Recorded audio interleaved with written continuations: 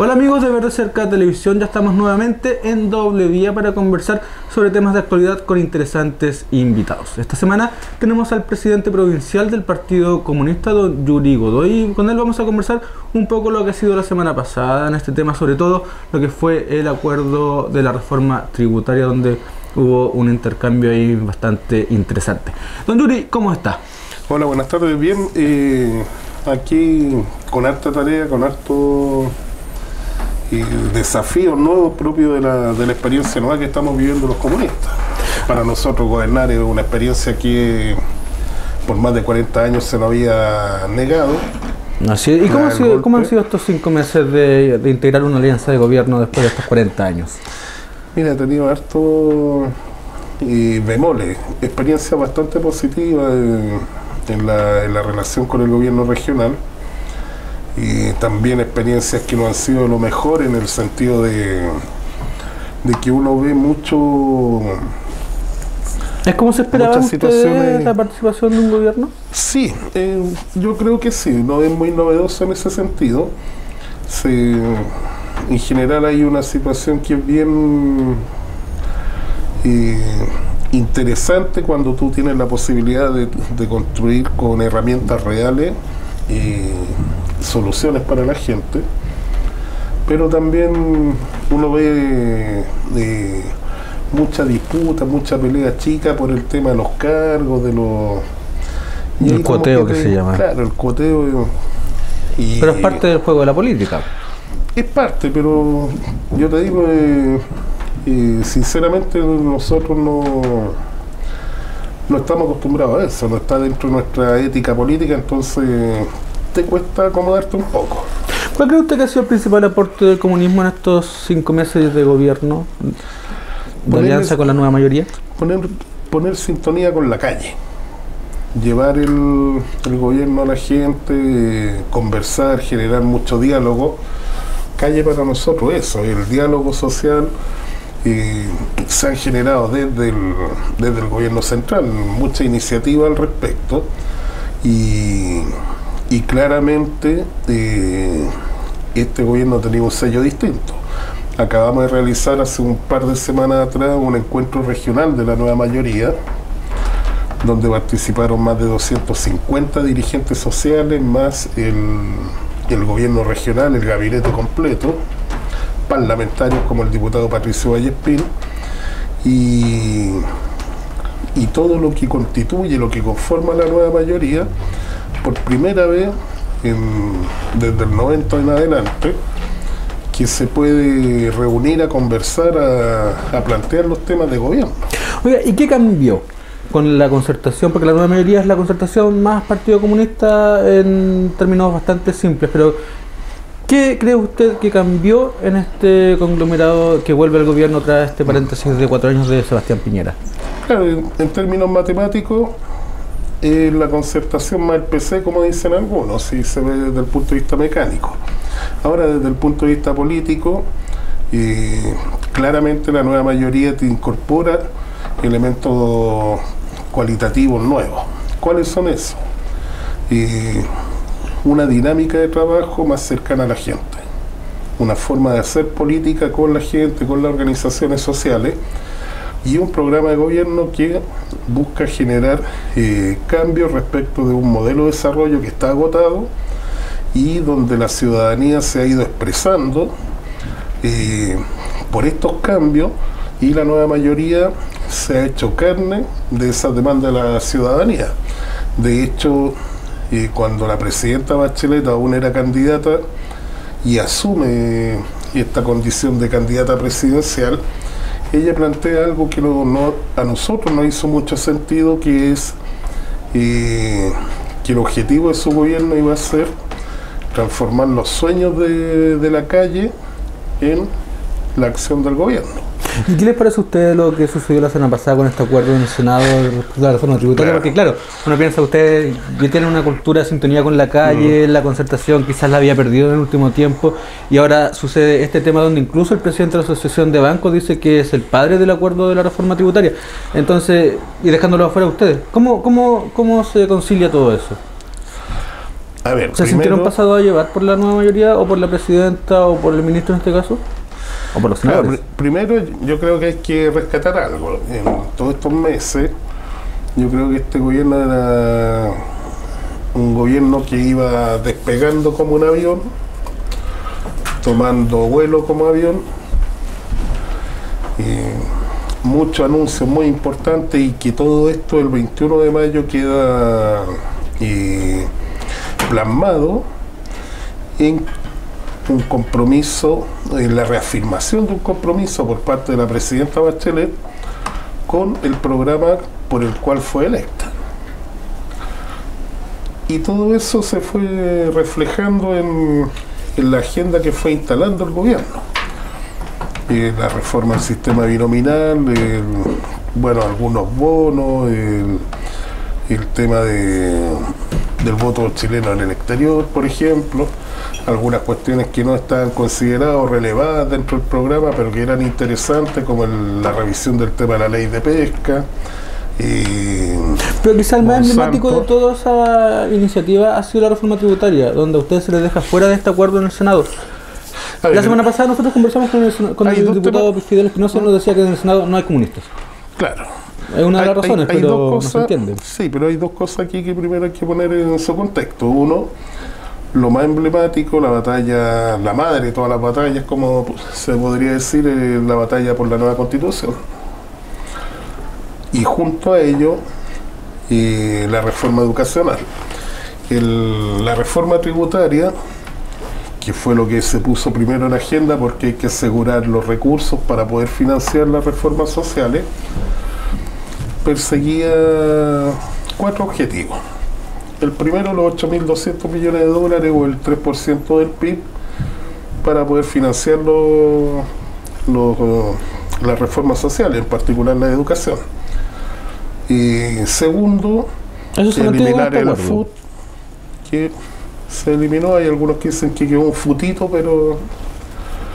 Y lo tercero, el tema del control, la fiscalización de la ilusión, que ahí nosotros tenemos serios reparos, porque en el proyecto original se planteaba que iba a ser el contribuyente quien tenía que demostrar que no estaba eludiendo. Y hoy día, con este acuerdo que hubo entre gallo y medianoche, es el Servicio de Impuesto Interno quien va a tener que demostrar que hay una falta por parte del contribuyente. Entonces, nuevamente, ahí tenemos algunas dudas. ¿Pero ustedes se sintieron pasados a llevar en este acuerdo? Sí, evidentemente que, yo creo que hubo mucho desconcierto, y no solo entre nosotros.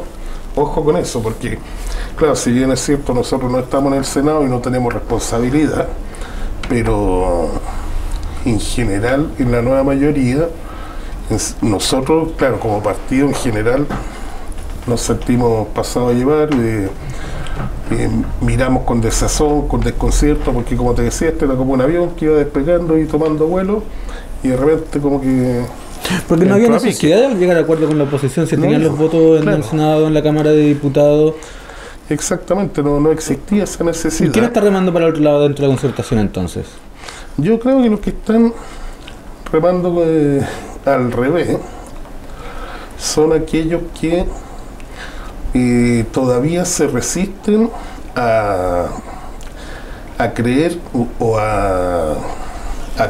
todavía se resisten a convencerse de que la concertación ya terminó. ¿Eso es transversal o lo remite a un partido, a la democracia cristiana? No, para nada. No, o sea, yo te digo, la experiencia acá, la experiencia que nosotros tenemos de trabajo con la democracia cristiana ha sido muy buena. Hay una relación que es muy fluida, tal vez no en todo el país igual, pero acá en la realidad regional ha sido una relación muy fluida. Ahora tuvieron cambio de directiva, todavía no conocemos los nuevos dirigentes, pero hasta el minuto ha sido así. El tema de quienes se resisten a creer que la concertación ya murió, que es parte de la historia de Chile y ya no va a volver, ellos son los que hoy día siguen anhelando el volver a esta política de los acuerdos, o de los consensos que se le llamaba. Y eso no es más que tratar de estabilizar el modelo por los privilegios y los beneficios que le genera a estos sectores. Porque uno piensa, claro, se llega a un acuerdo en el Senado sobre reforma tributaria de la nueva mayoría con la oposición. Uno piensa también cuando la nueva mayoría llega a un acuerdo con la oposición por el tema de la reforma educacional, por ejemplo, o por la nueva constitución. Claro. Entonces, claro, o sea, y ahí entra a evaluarse la inclusión del PC en la nueva mayoría, donde quizás no se están respetando los compromisos que se asumieron en campaña o cuando se les involucra en el conglomerado. Claro, a ver, yo creo que el tema de la inclusión del partido es una cuestión que no está en duda. No está en duda, y de hecho el ministro Arenas se reunió con el partido, explicó la situación. La dirección del partido salió conforme de la reunión, pero esa es una señal de que se cometió un error al no habérselos considerado desde un principio en todo este proceso de toma de un acuerdo. Nosotros lo que sí vemos ahí, el peligro de que se reediten formas de hacer política que son muy dañinas y que la gente ya no quiere. Y lo que hay que evitar hoy día es que eso se reproduzca a nivel de la reforma de educación. ¿Hay que pasar la planadora, como decían algunos? No, yo creo que la planadora no, yo creo que porque convengamos también en que la oposición también representa un porcentaje importante de la población que está representada en el Parlamento, o sea, no, tampoco pueden quedar fuera de los acuerdos. Pero ¿cuál es el límite que ustedes creen que debería haber ahí? El límite es que no se puede transar una cuestión que es básica, que tiene que ver con el concepto de educación en Chile. O sea, este concepto de educación de mercado, a esa hay que pasarle la planadora, o la retroexcavadora, como diría un dirigente por ahí, y tiene que emerger con fuerza el concepto de educación como un derecho, como un bien social. Usted leyó la entrevista a Gabriel Salazar la semana pasada, donde hablaba del oportunismo del Partido Comunista, y también lo que se refiere a usted acerca de estas almas dentro de la nueva mayoría que pertenecen a la vieja concertación. Claro. Sí, bueno, a ver, lo de Gabriel Salazar, yo conozco harto de él, fui alumno de él en la Universidad de Arce, y Gabriel tiene un sentido de la oportunidad muy desarrollado para promover su anticomunismo, que es una cuestión de larga data, no es de ahora solamente, pero ahora tiene la oportunidad desde lo que fue el proceso de explosión del movimiento estudiantil universitario y secundario, de poder figurar con su idea y tratar de transformar esta en la matriz sobre la cual se desarrollan estos movimientos, cuestión que es lo más ajeno y alejado a la realidad, porque la verdad es que todos estos actores que son los sectores más activos que tiene hoy día el movimiento estudiantil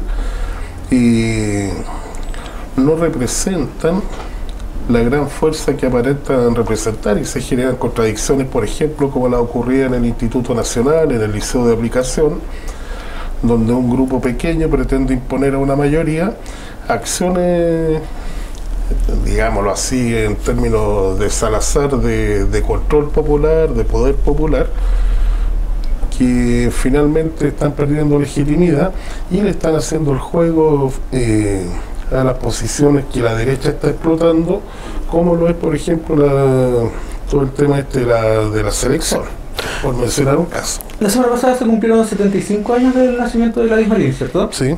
Sí. ¿Usted cree que ella se habría allanado a incluirse en la nueva mayoría o en la concertación? Porque ella fue bastante crítica de los gobiernos de la concertación. Sí, fue muy crítica, yo la conocí muy bien, trabajamos juntos muchos años, pero así como todos recuerdan que ella fue muy crítica de los gobiernos de la concertación, también todos recordamos que ella también buscó los acuerdos con la concertación para poder generar un pacto que permitiera terminar con el sistema binominal. Gladys siempre puso énfasis en que el gran problema de la democracia en Chile era el sistema binominal, Y en ese contexto se llegaron a acuerdos con la Concertación, incluso bajo la conducción de ella como secretaria general del partido. Y las palabras de Camila Vallejo, que bueno, ya son muy antiguas respecto a que iba a hacer campaña por Michelle Bachelet y todo eso. O sea, también hay un cierto cambio de postura en ese sentido.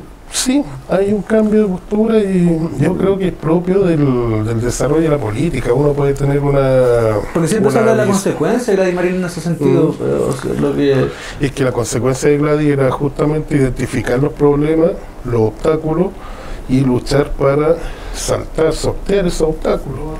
Y en este caso, si por ejemplo el año 97 no se llegó a acuerdo, pero hubo un planteamiento por parte del partido y para que hubieran omisiones de la Concertación que permitieran al partido generar cupos parlamentarios, y ese acuerdo por omisión ni siquiera se pudo cumplir, pero hubo tratativas.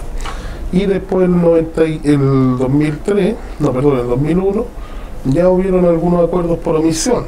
Después el 2005 también hubo acuerdos por omisión, y el 2008 el 2009, y el diputado Patricio Vallespina, es una cuestión que hay que reconocerla, él le planteó a la dirección del partido que el tema de los acuerdos por omisión ya no servía y que había que ver la posibilidad de que, llevando los dos pactos parlamentarios de candidaturas presidenciales distintas, nosotros Arrate y la Concertación a Frey, pero que dentro de la Concertación hubiera un cupo para candidatos comunistas.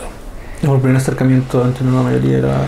Bueno, el primer acercamiento justamente es como el embrión de lo que fue la nueva mayoría, pero todo eso responde a un proceso que viene de mucho antes, que viene incluso del periodo de Gladys.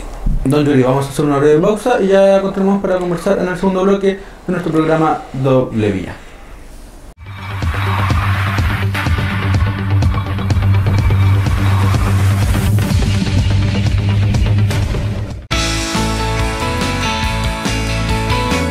Ven a Paradise y disfruta de los más exquisitos sándwiches de la región y de nuestras increíbles promociones. Entre las 4 y las 7 de la tarde, por la compra de cualquiera de nuestros sándwiches, te llevas tu vaso de bebida totalmente gratis.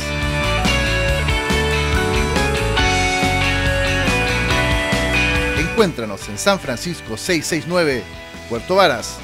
Ven a Paradise, el paraíso del sabor.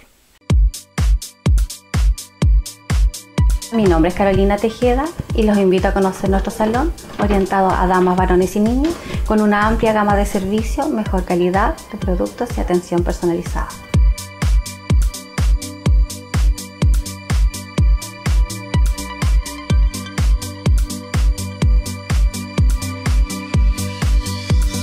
Carito Salón, para ver si sentirse mejor.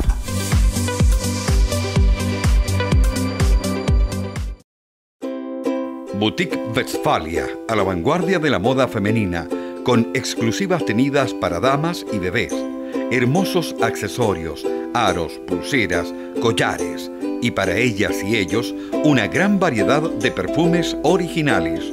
Boutique Westfalia, Avenida Gramado 560, Galería Solsi House, segundo piso, local 23. Lo nuevo en la moda es Boutique Westfalia.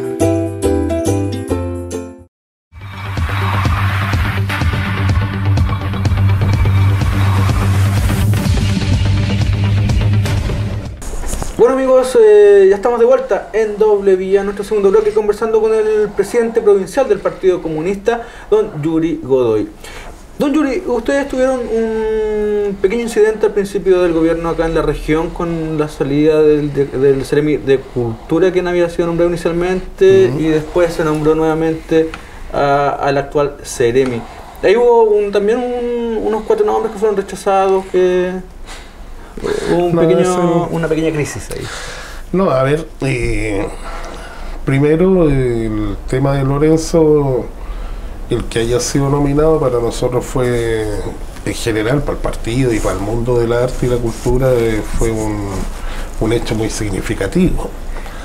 que generó mucha alegría y contó con el respaldo de todo el mundo por la trayectoria de Lorenzo. Ahora, lamentablemente, el desarrollo del ejercicio real del cargo, vinculado a su condición de salud, Lorenzo es una persona de bastante edad, y él nos planteó, y como su decreto aún no salía de nombramiento, que él veía con dificultad poder llevar todo el proceso de ejercicio de esta responsabilidad de manera adecuada, y que ¿fue un revés para el partido eso? ¿Se equivocaron en el nombre quizás? No, porque nosotros presentamos una terna y el proceso era: nosotros presentamos la terna, de ahí subía ¿cómo se llama? A la Intendencia, Ministerio del Interior, Subsecretaría, y ahí se resolvía y bajaba un nombre. Y como no salía el nombramiento, escuchamos a Lorenzo y bueno, si él pensaba que su salud no le iba a permitir ejercer esto, que lo viéramos al tiro. Lo conversamos con el intendente nos dijo: bueno, este es el momento del cambio, y ahí presentamos el nombre de Evelyn. Ahora, lo de los 4 nombres, eso nunca fue. O sea, 4 nombres puede haber sido el hecho de que se presentó una primera terna donde salió Lorenzo y después presentamos el nombre de Evelyn, pero de que no hubiesen rechazado 4 nombres no es efectivo. ¿Ustedes están conformes con la participación hasta el momento en el gobierno en la región? ¿Sienten que podrían tener más protagonismo del que tienen actualmente? Mira, una de las cuestiones que nosotros evaluábamos, y en esto sí con toda sinceridad, sin ningún dejo de por así decirlo, de bajarnos nosotros mismos la autoestima, sino que nosotros evaluamos que con más responsabilidades difícilmente el partido iba a poder responder, creemos.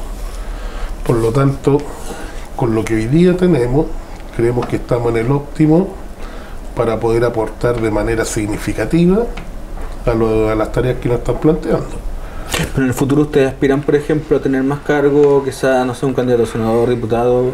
Sí, no, de todas maneras, o sea, nosotros creemos que esto nos tiene que permitir fortalecernos, crecer, y sin lugar a duda que tenemos que aspirar a más. ¿Se han dado un plazo para eso? No nos hemos dado un plazo aún para ello. Los únicos plazos que hoy día nos hemos dado son los plazos para poder cumplir en torno a lo que es el programa encomendado por la presidenta Michelle Bachelet. Oiga, ¿cómo es esto? Porque siempre, bueno, la semana pasada sobre todo se hablaba mucho sobre el tema del Partido Comunista, la democracia cristiana. ¿Cómo es compartir gobierno con la democracia cristiana para ustedes? Para nosotros, lo local, como te decía, ha sido una experiencia bastante positiva. No, como te decía, con la antigua directiva, ahora cambió, no conocemos a los nuevos dirigentes aún. La próxima semana tenemos una reunión y tuvimos una relación muy fluida, una relación muy de amistad y de respeto mutuo. De hecho, hay municipios demócratas cristianos donde se ha incorporado a compañeros comunistas acá en la región, más que otros municipios, y la relación que hay hasta el minuto ha sido bastante fácil. Ahora, claro, entre nosotros mismos decimos, no somos ni Teller ni Walker, y tenemos por lo tanto otro perfil y otra forma de ver la política. Oiga, a todo esto, cambiando de tema, ¿ustedes lo creen que el acuerdo por el sueldo mínimo es histórico como plantea la CUT, o que se pudo haber hecho más? Mira, todo indica que desde el punto de vista de los números se podría haber hecho un poquito más. Porque es lo que se le exigían a Piñera el año pasado. Claro. Sí, y es cierto también de que el sueldo de los 250.000 como sueldo ético cuando lo plantea el obispo Goic, fue el año 2008. 2006. No, 2007-2008, porque fue entre la huelga de los trabajadores del cobre y la de Aguas Claras. Por ahí fue, la de Aguas Claras fue el 2008. Pero, no, bueno, o sea, a pesos de hoy día son 250.000 pesos, son 350, 340.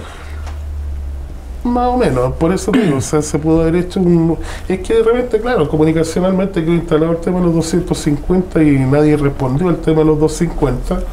Y hoy día ya un piso. Ahora yo creo que lo de fondo del acuerdo es que a octubre la ministra del Trabajo, Javiera Blanco, tiene que presentar en el Parlamento los proyectos de ley vinculados a negociación colectiva, el fin del reemplazo en la huelga, que esos son mucho más gravitantes para elevar el salario mínimo. Tú tienes que pensar, por ejemplo, que aquí en la región el salario mínimo lo ganan muy pocos trabajadores. El 28% de los trabajadores ganan el salario mínimo. El otro 72% está por encima de eso. Entonces, o sea, tampoco, porque hoy día el 70% de los trabajadores gana menos de 500.000 pesos. Tampoco, claro, no es que sea pero ojo, ¿por qué se produce eso?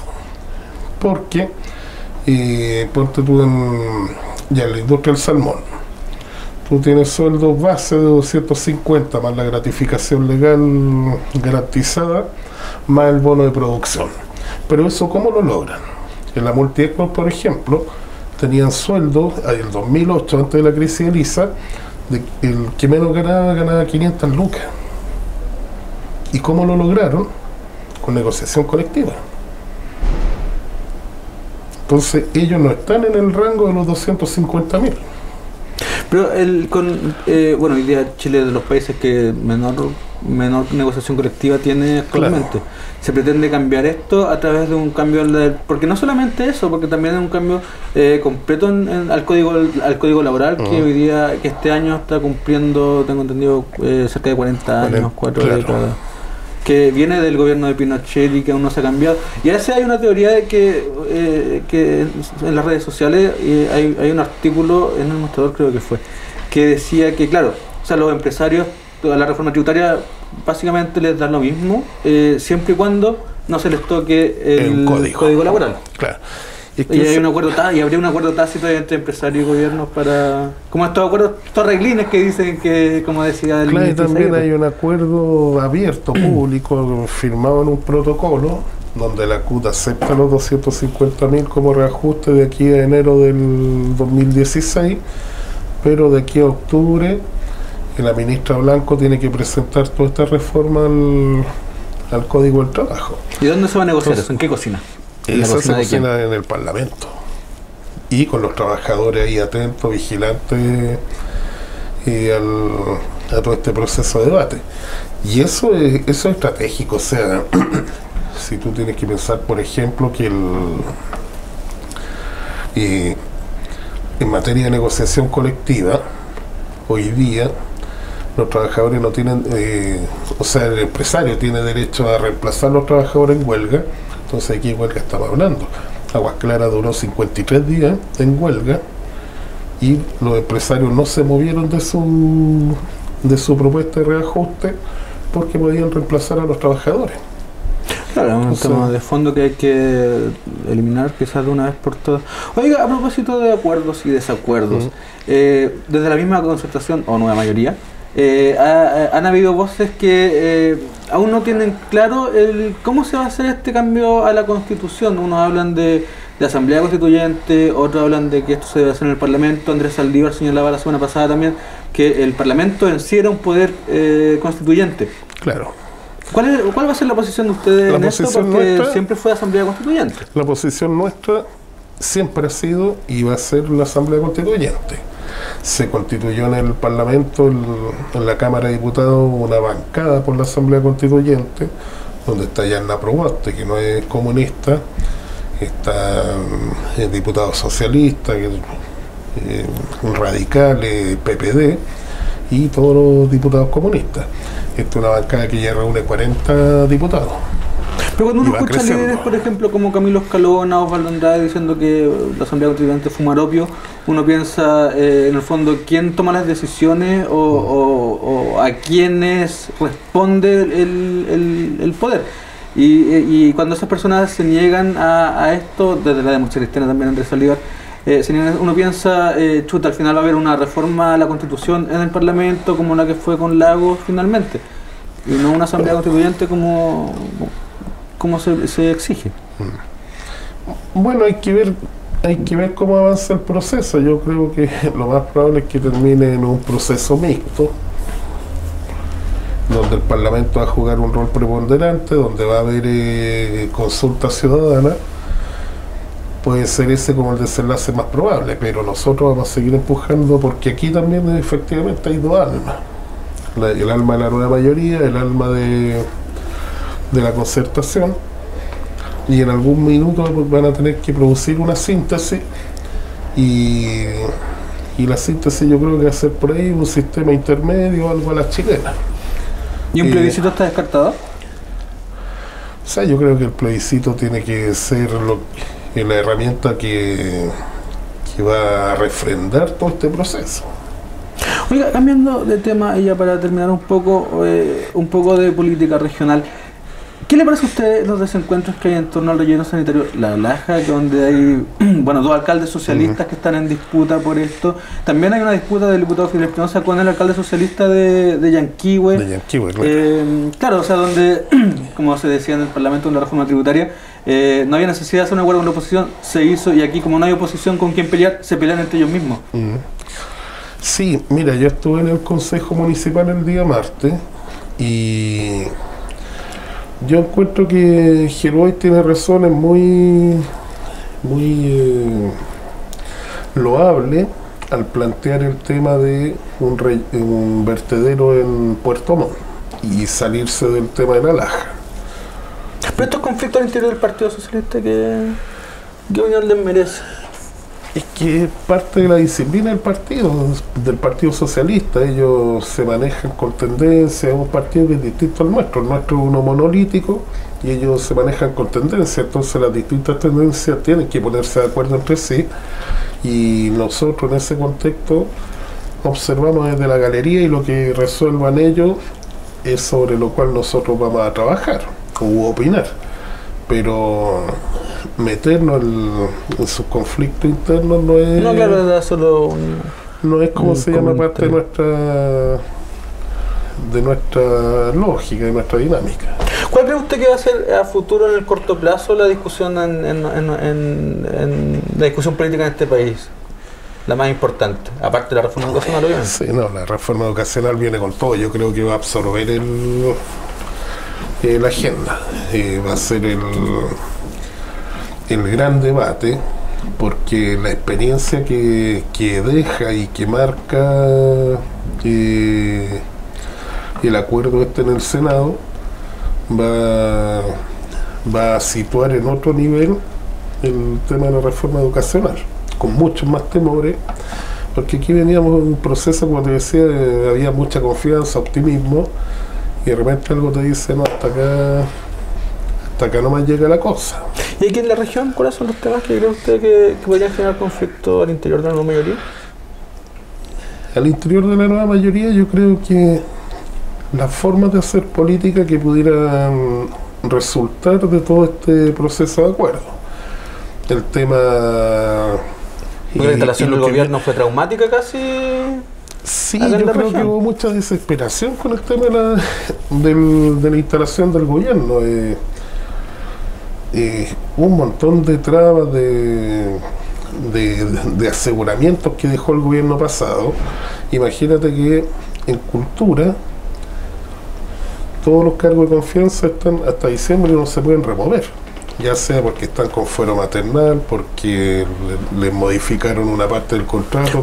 Una demanda contra la Sermicultura también encargada por el abogado Marco Veras, que es por despido injustificado.